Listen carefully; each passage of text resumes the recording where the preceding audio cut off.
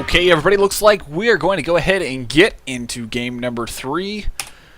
DannySaur, are you still with me? Oh, I am always here and always ready. Okay, well, we are getting into the next game. Should be up relatively soon. And it appears, I'm going to go out on a limb here, Cha0S, I think you might know one of the players that are in here. Maybe, just maybe. Are you secretly going to cheer for him inside but not let it affect your casting because you are a professional? Something like that. Perfect! Anyways. Hello everybody, this is Cha0S with Thunderdog eSports, bringing you game number 3 of tonight's Top Dog League cast. We've got MicroGamerZ going up against Prometheus Gaming, and they are currently down to 0-2, so we will see whether or not Prometheus Gaming can get back on the board. Let's go ahead and introduce our players. Spawning in the upper left-hand corner here on Frost Ladder Edition, it is going to be MicroGamerZ Haffey. DannySaur. And in the bottom left, our Terran player for Prometheus Gaming trying to win their first game. We have our Terran player, Kingdom. Okay. So let's see if I can do this right. Maybe. Yeah. Okay. Everything is good. Look at you go. Rocking that game hard overlay. Oh, yeah. So, we've got a PVT. What are your thoughts? Excitement. Happiness. More excitement. I would say those are the top 3. Okay. Well, this should be pretty exciting. Haffey is a GM. I believe Kingdom is in Masters, if I recall correctly. So you are correct on that. We will have to see whether the Master can outplay the Grandmaster. Now, I've never actually seen Haffey play. I've done a couple microgames things. This will be new for me, and I'm excited about it. Yeah, I casted Haffey quite a bit when he was back on Eternal Dreamers before they folded. Definitely one of my favorite players to cast, just because his name is so awesome. Haffey, can you shed any light? Does he have a particular preference, something that he was known for, or is he just one of those players that's always on top of his stuff? You know, I've seen a lot of builds out of him, and there wasn't necessarily one build that he particularly favored. So I'll be interested. You know, I'm always interested to see how players change it up as time goes on. So we'll see whether or not we see something familiar, or if we're going to see something brand spanking new. So, anyways, Haffey's not going to get the positive end of his first scout. Ooh, we do have an engineering bay going down. Nice little block. Oh, I always frustrates me so much for a Protoss player. And just to give you some out-of-game sort of updates for you guys, so MicroGamerZ currently is up 2-0, which may be in the bottom little overlay thing with the game heart, depending on Cha0S. This is his first time using it. I have to say he's been doing a pretty good job thus far. And also in chat, if you go ahead and type out Thunderdog, we have our little move out thing, which will enter you to win Crisis 2 Maximum Edition, which we will be giving out immediately following the game. Awesome. Are we allowed to participate in that?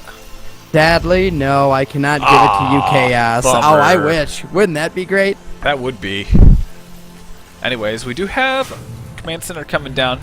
So, what are your thoughts on the whole engineering block? You know, as a Protoss player, I hate seeing it just because it's the most annoying thing in the world. And a lot of times it just makes me angry and it makes me like want to do some type of one base cheese push. What are your thoughts? That right there is exactly what you want as the Terran player. I mean, you really want it. Looks like that didn't mess up Haffey's timing too much. It looks like he kind of had that planned out. That was roughly when it was going to be. But, I mean, that's the point of those things. You want to be able... Oh, the Reaper gets picked up. Yeah, you just want to throw your opponent off. You want to annoy him. You want to get him off his game. So, I really wanted to take that base at 4:30, not 5 minutes. And you just don't let him do that. Maybe messes up what they had planned. Yeah. Ooh, Stargate? That's different. Proxy Stargate. Have you seen... I was going to say, did you see the placement? I kind of missed that pylon going down. That blue blended in with the minimap very well. But, yes, so I'm going to have to guess it's going to be an Oracle, I would have to assume. Yeah, I guess he was like, well, since he's not in the first place, I'm going to put it in between the other 2 bases, and then regardless of where he's at, it'll take him the same amount of time to get there. Yeah, and it'll be interesting if he just gets 1, then he can probably do a lot of damage. I wouldn't expect that he would wait for 2, but with a lot of Marines here, it's one of those things where if by some random chance he thinks that there's going to be a lot of Marines, getting 2 can be devastating because he doesn't have enough Marines to deal with it. So we'll have to see. I would anticipate just 1 Chrono Boost. Ooh, excuse me. And it looks like, yes, it is rallied into the main. Yeah, so it's kind of interesting. So he threw down the Forge, which is actually really, really early, in my opinion. Absolutely. And then with the scan going down, I wonder if that's going to throw off Kingdom and make him think that that Haffey's going for more of a upgrade advantage rather than doing something cheesy like this. I mean, he's clearly not ready for the Oracle to get in, as the Oracle is traveling into the base. And we'll have to see how he responds. How many kills will the Oracle get? 1, 2, 3. 4 so far. Just need to be careful about those Marines. Ooh! Gonna sneak that. Oh, he roasted one. Yeah, just barely. Okay. 4 health. No big deal, right? I was gonna start calling you the count there a little bit. 1, 2, 6 kills. Yeah. So, anyways, Oracle, he needs to not chill out there.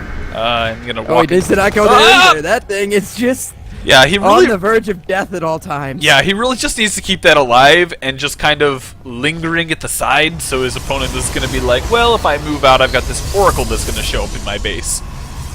Or it might even force a couple turrets. You know, any small little victory helps.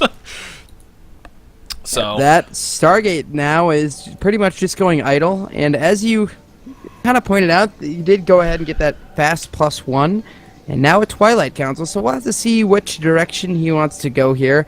Both these players, I wouldn't anticipate any major attacks for a little bit longer.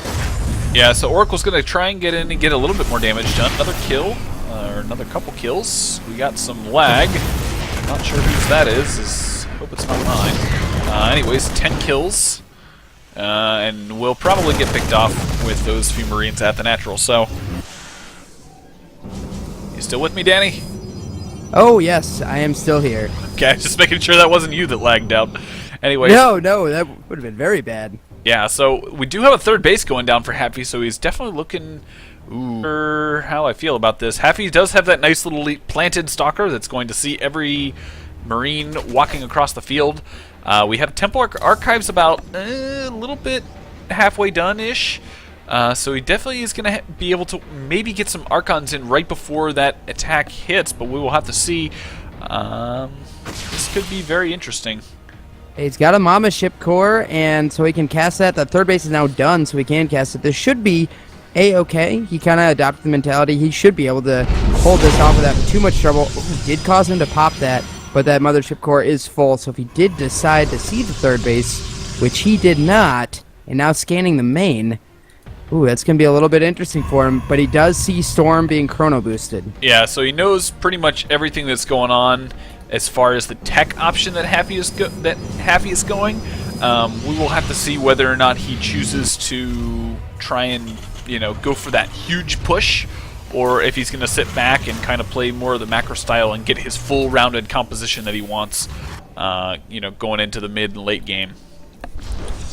And it looks like the Ghost Academy just now finishing up, so Haffey might have a small window of time before too many ghosts are out. We'll have to see when he starts producing them, how many, Mobius Reactor, and all those timings coming down, because he does have Storm finishing up here.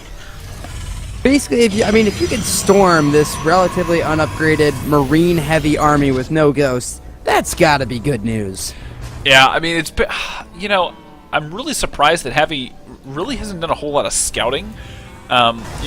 He's got plenty of energy on those sentries. He could easily throw down a Hallucinated Phoenix and get a really good picture of what his opponent's doing. I mean, the Ghost Academy is in a pretty scoutable location, One single Hallucinated Phoenix around kind of the side and then cut through the main.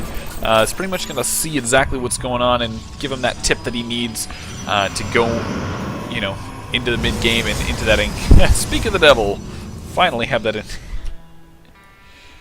I was gonna say that hallucinated Phoenix flew right in, saw pretty much everything. It looks now like Happy is now throwing down the third, kind of outside, a little bit far away, so the Zealot's not going to see it going down right away. Nice little SCV scout. So finally, he does know that third base is up and running. Yeah, so he's probably going to be pretty sad about that because, I mean, he walked in there and it's more or less fully saturated already. So it's going to be really, really difficult for him to catch up in the economy. His third base is just now started. And as far as SCV count goes, he's down by 11. Obviously, mules count for, like, what, 3 or 4 SCVs just because they're so OP. But yes, absolutely. But I'd say he's a little bit behind in the economic race, that is for sure. A little bit supply blocked as well. Yeah, I think Haffey's in a really happy position. I mean, these ghosts are out a little bit now, so he has to be a little bit careful, but not too many Vikings, as it looks like he is slowly going to add on into Colossus tech. I'm sure the Robo Bay will be coming down in not too long, and it looks like Kingdom's going to push out, and we'll have to see. These engagements are going to be highly focused around High Templar v Ghost, and see who gets the feedbacks off, who gets, you know, the EMPs off to stop everything. And that probe inexplicably... Okay, now it goes down. I was going to say, man. You're just hanging out like, oh, I'm on the other side of the smoke. You can't see me. Yeah, hero probe. But Kingdom actually looks like he wants to engage this. Ooh, a very nice EMP going off on a lot of those Zealots. And it looks like the Zealots are going to come in here and try and soak up a lot of the damage. SCVs are being pulled, but is there going to be enough? Looks like a lot of the High Templar actually did get hit with that EMP. Doesn't appear to be any storms left, which is, ooh, very nice storm going down. One great storm might have been all he needs. And another really, really good storm, putting all of those units down to red health. I would say Kingdom is looking to not be in a very good position to take this engagement, but he's sticking around for some reason. Yeah, oh, those units getting out is so lucky for Kingdom because they're all so low. If they were to stay and fight, they would not trade efficiently.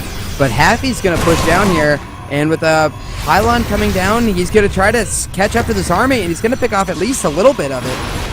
Yeah, so the Zealots are going to come in here and start to pick up a lot of these. Oh, SCV's getting transferred. Run by. And very, very well done by Haffey as he pulls in here, and Kingdom supply is just absolutely plummeting. Half supply of Haffey, and it looks like Kingdom is going to go ahead and tap out. That was fantastic. That last little bit there, I really enjoyed how he sent in those Zealots from the back to trap all those units. Just how it's like, oh, those units are so low, etc. And then Haffey, knowing better than me, just warps him in on the backside and kills everything.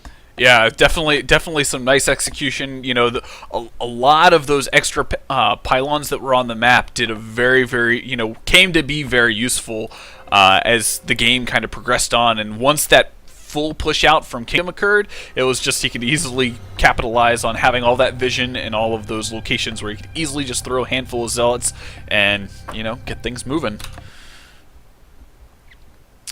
And it looks